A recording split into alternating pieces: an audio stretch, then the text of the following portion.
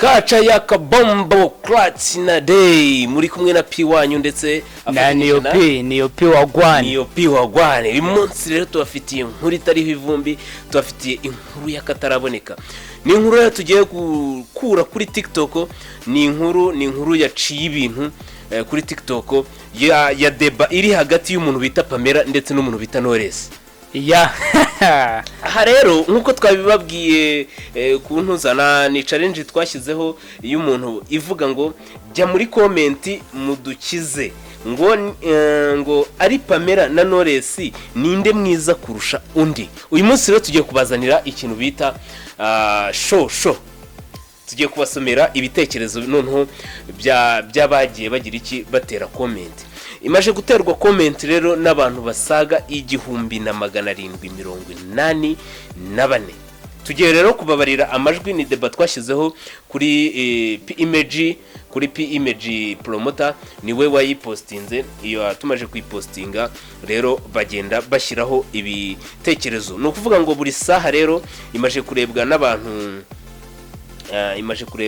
bageze mu gihumbi na magana mu bihumbi 150, aho abantu ibihumbi 150 imaje kugira udutima 5556, ndetse abayikunze bayishyize muri favorable yabo na abantu 228 na share 120 nebyiri muri aka kanya. Ariko buri kanya harimo harajyaho comment aba audience bagira icyo babivugaho.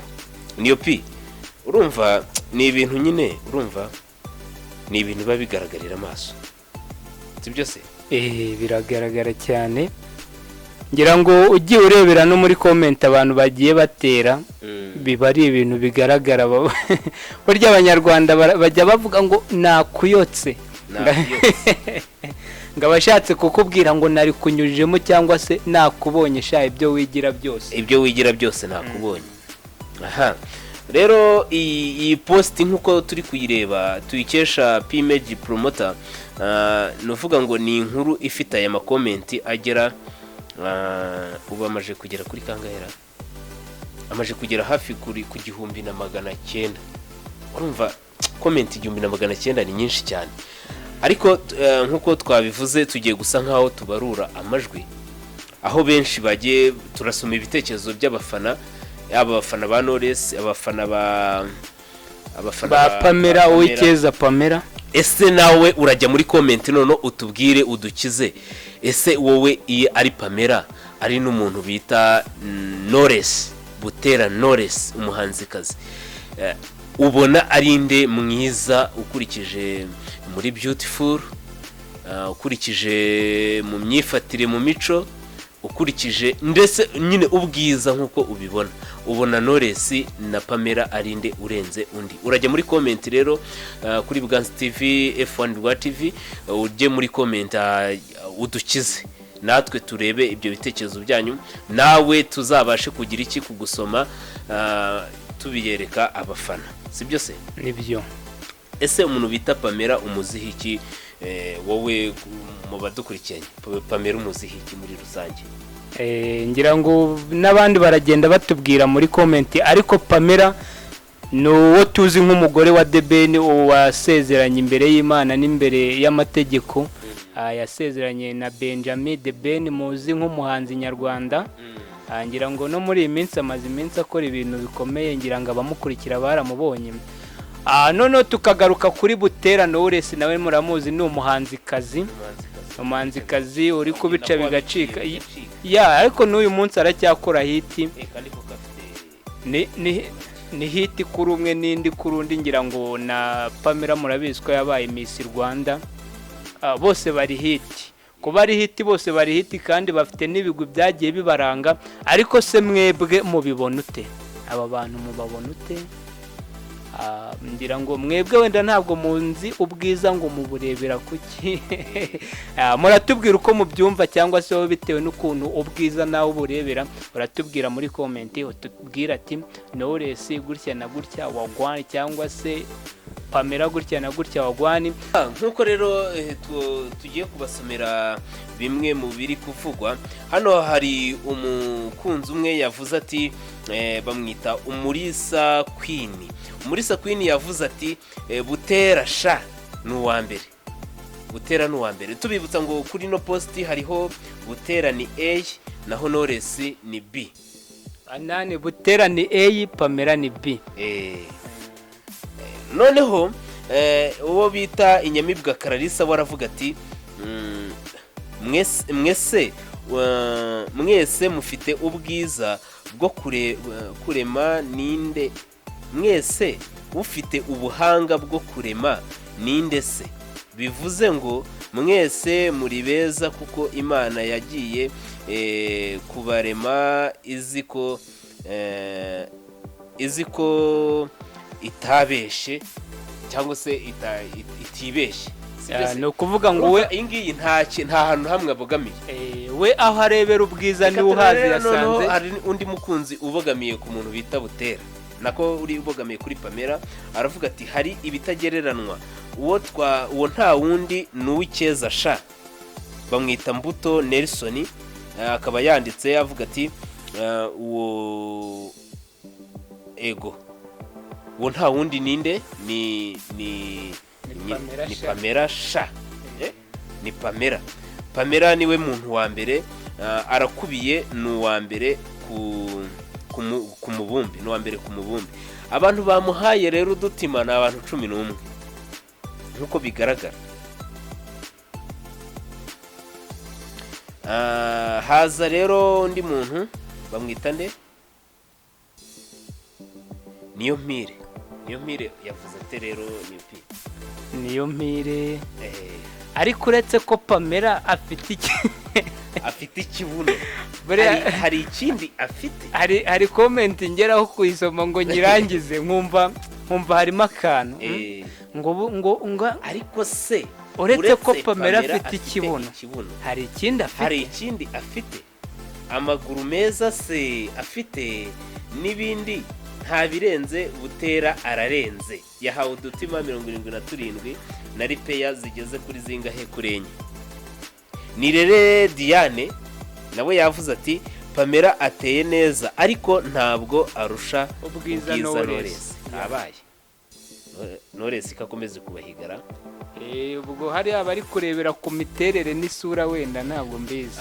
Fidelity rero nawe yavuze ati Knowless ni mwiza, Knowless ni mwiza cyane kabisa. Ubyumva nkanjye asige agatima. Bazanga bamuhaye agatima ni bangahe? Nabagera kuri 876. Urumva izo nazo ni amanotwa, ni amajwi ari kwande, ari kwa Knowless. Kuko bavuze ati Knowless ni mwiza cyane, ubyumva nkanjye asige agatima. Hari undi witwa Uwayisabye Korodina yavuze ngo ariko ntimukagereranye Knowless n'ibintu by'amafuti. Bivuze ngo uko babona uw'icyeza Pamela babonamo nk'amafuti. Ntabwo abavuze ko ari amafuti byo gutukana, ni ukuvuga ngo buriya Knowless niwe uri hejuru nk'uko wenda yabivuze. Iyo umuntu avuze muri comment gutya ntabwo ari uko abatutsi umuntu ngo turabizi icyubahiro cye ntabwo tuba twagishize hasi please. Abahaye rero udutima uyu Uwayisabye Claudine avuze iryo jambo, iyo comment bahise bayiha udutima 161. Bivuze ngo abafana baracyazamuka. Sibyo cyane. Noneho undi bamwita Nadine yavuze ati ubona Pamela arenze ampera y'ikipe, yahawe na Reki 102. Urumva amajwi 102 yigereka kuri yandi twavuze ya Pamela, nuvuga ngo nayo agaragaza ko Pamela ari umuntu mwiza, ubwo kuri bo ni mwiza kurusha nde, kurusha Knowless. Ariko tugiye tupanga amajwi twagiye tubona hejuru turabona ko byanga byakunda Knowless aracyari hejuru mu majwi agera mu gihumbi na. Twakomeje kundi bita Thomas nawe yagize ati ngewe ndi umwana kabisa ariko ndumva mwabaza abagabo babo. Uyu nawe ni uburyo yivugiye, yavuze ati ni umwana Thomas Wani, ngo ni umwana ati twabaza abagabo babo nibo baba bazi ubwiza bwabo. Ariko nyine buriya buri wese nyine agira uko ashima.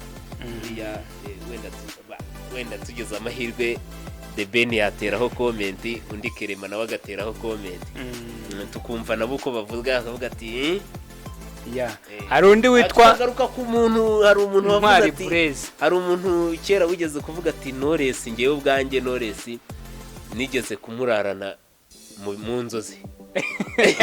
Ngo naramuraranye mu nzozi inshuro nyinshi. Haza n'undi bita Yampano yavuze ati nge nageze aho mboroka Pamela kubera kumukunda no kumujya murarana. Ariko si kumurarana mu buzima busanzwe, byari ukumurarana mu nzozi. Kwa kundi ubona umuntu nyine, abahungu barabizi babyita ngo ni ukujya muri Amerika.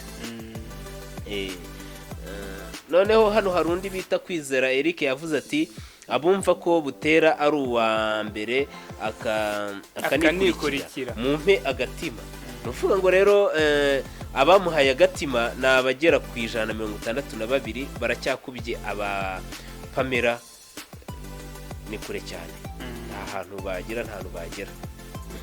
Teta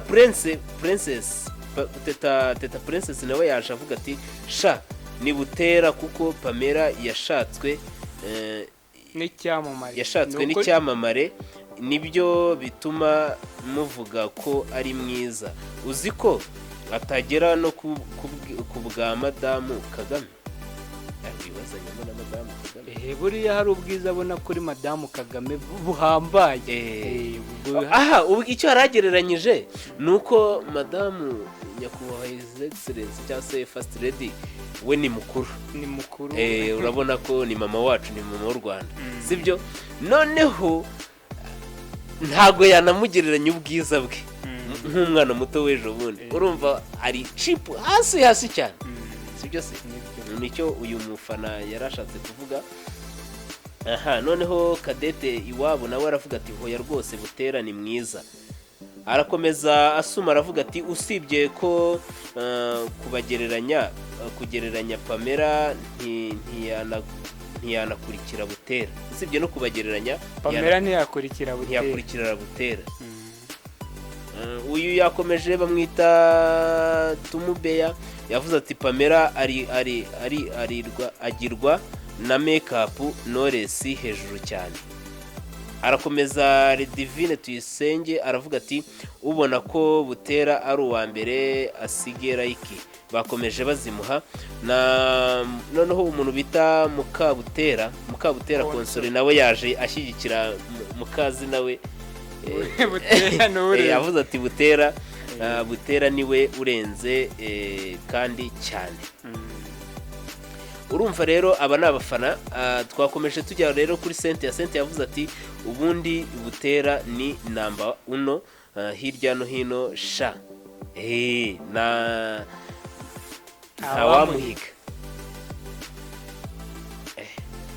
Pamela ko yibuze. Biragaragara ko abantu benshi bahengamiye kuri Knowless. Rero nk'uko turi kubikesha uru rukuta, nuvuga ngo bigaragara nuko umuntu bita Knowless akomeje kwihiga. Hari undi aravuze ati Pamela usibye amabuno cyangwa se buti naho nta bundi bwiza bwe. Ati agaragaza ubwambure bwe n'inda ye atwite, ariko se ko Knowless ari mukuru kandi anafite abana benshi, ninde wigeze ubona ubwambure bwande bwa Knowless. Ati Knowless ni uwa mbere aranikurikira. Pamela ati inda ye ibiri hanze, agatuza ke kaba ari hanze. Nuvuga ngo igerageza kwigaragaza neza ariko byaranze. Ngayo nguko rero,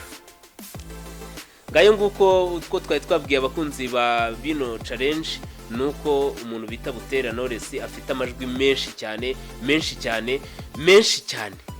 muri kino gihugu cy'u Rwanda. Usibye ko ari n'umusitari mu bijyanye na muzika, ariko Knowless ni wa muntu ushobora kuba atajya ahinduka, ahora kuri size ye, ahura ku bwiza bwe, mbese afite imyaka myinshi ariko wagira ngo ni umwana w'umutineje. ni n'intyoza ariko no mu bikorwa agiye akora bya buri munsi, mu magambo avuga, ngira ngo Knowless nubwo afite umwana nta muntu watubwira ko yabonye umwana we ku masosho media. Yego. Hanyuma Pamela nawe akaba ari umuntu wagerageje kwitabira Miss Rwanda, aragerageza ariko ntabwo yigeze atorwa cyangwa se ngo abe Miss Rwanda koko. Ariko rero Uwicyeza Pamela aza gushakwa n'umuntu bita The Ben ni amaje kumushaka nibwo batangiye kugenda avugwa cyane muri social media, atwika hirya no hino, ariko nta birenze bagaragaza hano nk'abafana bamushyigikiye, nta birenze afite bagaragaza, usibye kuba afite taye nziza cyangwa se taye nini, ariko ngo nta birenze kuri bo babona. Rero ngayo nguko twajya ngo tugaruke dusome ku byaciye kuri TikTok, ngira ngo namwe muraza kunyarukiraho, tunasaba abari bwarebe ino nkuru namwe mujyeho mudukize, mutubwire ati ese Pamela ararenze, ese Butera ararenze, mutubwire uko mubibona mushingiye ku bafana ba YouTube, namwe mutubwire ese bimeze bite, muhagaze he, sibyo se? Reka rero inkuru yacu tujya kwisoza tubanze tunamamaze. Kwamamaze. Nakagaruka kuri bya bindi n'ubundi tuhora tubabwira, turababwira ngo niba ushaka gukurikirana, ukeneye ibintu byose bijyanye na social media, ukeneye ibintu bijyanye na kamera, serivisi zose za kamera, wagana P-Image Studio Limited hariya i Rwamagana mu kigo cy'urubyiruko cya Ego Center Rwamagana. Rero bagufitiye kamera zikodeshwa, bakagira amatara akodeshwa, bagafotora amafoto maremare n'amagufi, barangiza bakagira bakaguha amarubumu, bafotora amafoto yo mu bageni, bride shower, baby shower, birthday, ndetse n'umuntu wagize ibyago bajya kumukurikiranira amafoto n'amavideo nk'urwibutso rw'ibyabaye cyangwa se bw'uko imihango yagenze. Ikindi muri P-Image Studio Limited icyo bagukorera ni uko babasha kuba bagira babasha kuba baguha abatahira beza mu bukwe bwawe, baguha abatahira, baguha abayemusi beza, baguha abasohora abageni, babana baririmba bariza batanga basohora abajyavuga ati ngo nyabusamata jamatera gahinda n'amanyagu, bakabasohora ibihozo, hamwe umugeni ageraho akarira, ariko numvishe ngo abageni b'iki gihe ntago bakirira ngo ntibakirira ngo bakuyeho ngo abamubonye amushaka ngo abagiye. Aha, ikindi rero ni uko muri P-Image Studio tuguha abatetsi beza ba mbere mu gihugu, babandi bagutekera basanzwe batekera amahoteli agiye atandukanye hano, aho bashobora kuba bagutekera ibiryo bigezweho, bagutekera ibiryo biryoshye bifite icyanga, ndetse bakizanira amabife, amasahani ndetse n'amakanya, aho angana n'umubare wawe ndetse kandi ku giciro gito. Ikindi dufite amatorero atandukanye ashobora kubyina mu bukwe bwawe bakabasusurutsa, yaba mu bukwe, yaba mu birori bya government, byaba mu birori biri outside ama ONG. Urumva ni serivisi ziri mariti tubasha kuba twaba. Ikindi ukeneye ibibanza nabyo biratangwa muri P-Image n'inzu zikodeshwa. Dufite abakomisiyoneri bagezweho, aho ushobora kubona inzu zikodeshwa mu karere ka Rwamagana, muri Kayonza ndetse n'ahandi hagiye atandukanye, aho dushobora kuba twagira barimo baraduhamagara.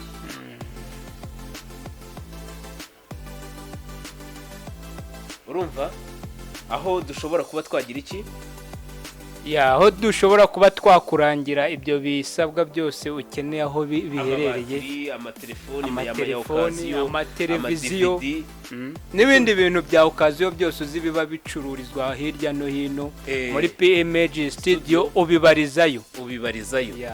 Ikindi rero ni uko muri P-Image Studio icyo dushobora kuba twabagezaho nuko mubikurikirana, dushobora kuba twabaha serivisi za multimedia, twigisha gufata amashusho no kuyatunganya, tukigisha gukora stage nayo turayitanga kuri babana bize multimedia na networking, byose muri P-Image Studio Limited babasha kuba babitanga. Reka rero ducumbikishiriza aha ngaha ikiganiro cyacu muri studio za Buganza TV, nuko mwari kumwe nanjye P1 na Niopi Niopi wagwani Niopi wagwani. Ciao ciao, Istra Vista. Turi kumwe namwe nakagaruka.